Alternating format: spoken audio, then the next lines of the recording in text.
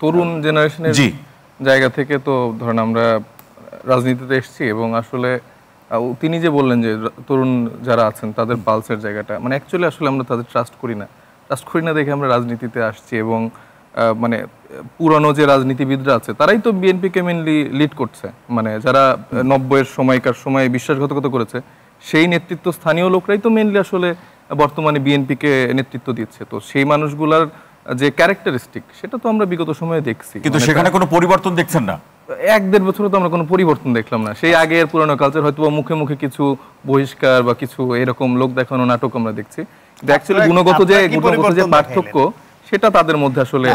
আপনাদের রাজনীতি দিয়ে কি পরিবর্তন দেখেন হ্যাঁ সেটা আমি বলছি ভাই আমার ঠিক সময় একটু বলেন না তো সেই জায়গা থেকে বিএনপির জায়গায় আমরা ওই গুণগত পার্থক্যটা দেখিনি তরুণরা যে অল্প সময়ে রাজনীতি এসেছে তারা তাদেরকে অনেক রকম পথ দেখিয়েছে সেই জায়গায় আসলে তারা কতটুকু সেটা গ্রহণ করতে পেরেছে বা কতটুকু তারা অ্যালাইন্ড হতে পারবে সেটা আসলে তাদের উপর নির্ভর করছে আর যে জায়গাটা হচ্ছে যে গুরুত্বপূর্ণ সেটা হচ্ছে যে তিনি তাদের কথার টোনেই কিন্তু এখনই বোঝা যাচ্ছে যে মানে মাইন্ড কাট চিপা মানে যে বডি ল্যাঙ্গুয়েজে তারা কথা বলছেন বা যে কনফিডেন্সের ওভার কনফিডেন্সের সাথে বলছে মানে তারা অলরেডি ক্ষমতায় অলরেডি চলে আসছে টোনটা এরকম কারণ স্বাভাবিক আপনার ডিসি ওসি মানে প্রশাসনিক যে জায়গাগুলো যে সেট আপ দরকার একটা ইলেকশন আয়োজন করার জন্য বা ফাংশন করার জন্য আগের কায়দায় তো তারা অলরেডি এটা কমপ্লিট করে ফেলছে এখন খালি সময়টা হচ্ছে যে কখন আমরা ওই চেয়ারটায় বসে ডোন্ট অফ ডিসেন্ট বা যা আছে না কেন তাদের মন মতো করে তারা এটা বাস্তবায়ন করবে তখন কিসের মানে জুলাইয়ের তরুণরা বা যারা আছে না কেন তাদেরকে তাদের দেখার বিষয় থাকবে না এবং এই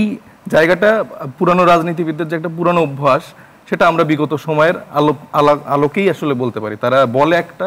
করে একটা আবার দেখা যাচ্ছে যে ভোটের আগে একরকম কথা বলবে আর যদি তারা মানে সিস্টেমটা না চেঞ্জ করে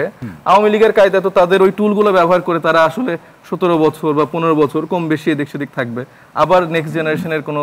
জেন আলফা বা সেখানকার তরুণদের জীবন দিতে হবে আবার তাদের আহত হতে হবে এবং তারা ওইভাবে আবার পলায়ন করতে হবে তো এই জায়গাগুলোতে তরুণরা আসলে আস্থা রাখতে পারে না এবং আমি মনে করি শুধু তরুণরা না বাংলাদেশের যে আমি যে 70% জনগণের কথা বললাম মোর দ্যান দ্যাট যে তারা আসলে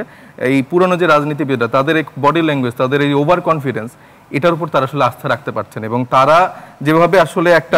কারণে তারা একটা লিগ্যাল ফ্রেম অথবা বাস্তবায়নের একটা রূপরেখা চাচ্ছে সেই জায়গা থেকে রূপরেখা চাচ্ছে কারণ মানে তারা তো আমি বললাম যে একটা সেটআপ মোটামুটি রেডি করে তারা কনফিডেন্ট এখন যে জাস্ট ক্ষমতার না মানলে কি করবে ক্ষমতার পালা বদলের জায়গায় পরে না মানলে কি করবেন প্রশ্ন রাখছেন আপনার কাছে আপনার শেখ হাসিনা অনেক কাগজ তৈরি করেছিল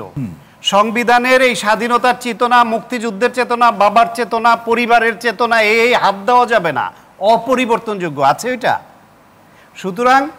কাগজের পরিবর্তন করলেন জোর করে আপনারা ইচ্ছার বিরুদ্ধে বাধ্য করে কাউকে সেটা XYZ জামাত হোক বিএনপি হোক অন্য হোক পরে এসে মানলো না তখনও তো সে একই প্রতিবাদী লাগবে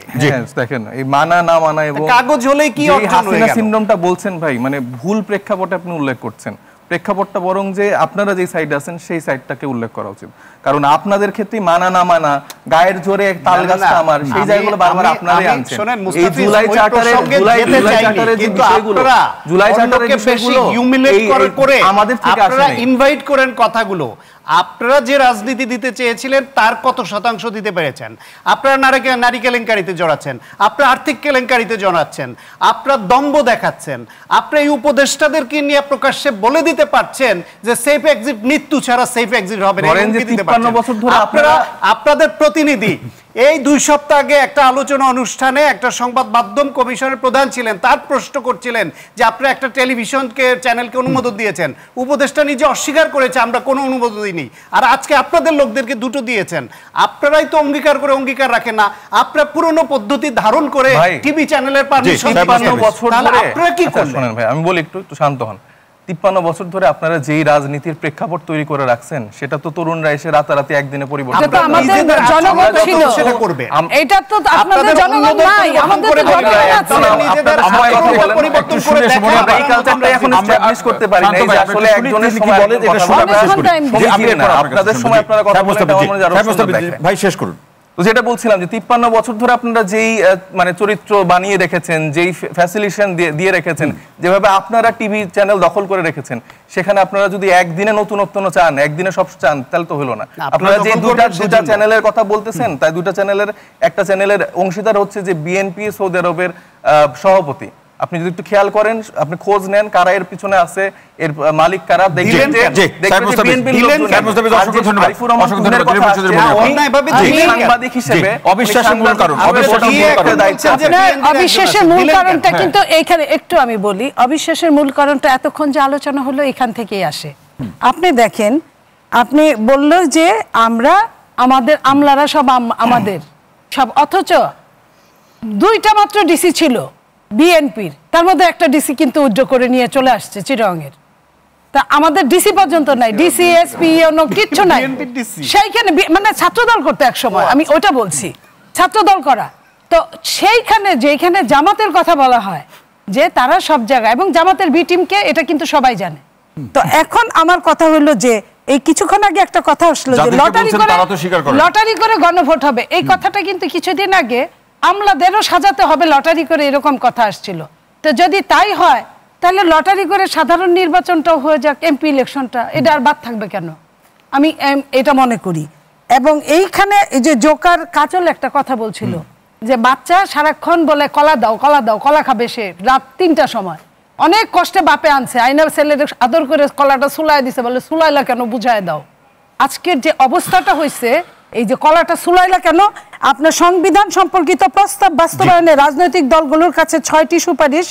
পেয়েছিল জাতীয় ঐক্যমত কমিশন। সেগুলোর একটা হলো গণভোট, বিশেষ সাংবাদিক আদেশ, গণপরিষদ গঠন, আগামী সংসদের মাধ্যমে বাস্তবায়ন, সংসদকে সংবিধান সংস্কার সভা হিসেবে প্রতিষ্ঠা এবং সুপ্রিম কোর্টের মতামত চাওয়া। এখানে কোথাও কিন্তু বলে নাই গণভোট আগে করতে হবে। তাইলে এই গণভোটটা মাইনে নিল বিএনপি, তারপরে শুধুমাত্র বিএনপির দোষ কি? বিএনপি নির্বাচন চায়, সাধারণ নির্বাচন চায়। সাধারণ নির্বাচন চাওয়া কি একটা অনির্বাচিত দেশের জন্য এটা কি খুব বেশি অপরাধ?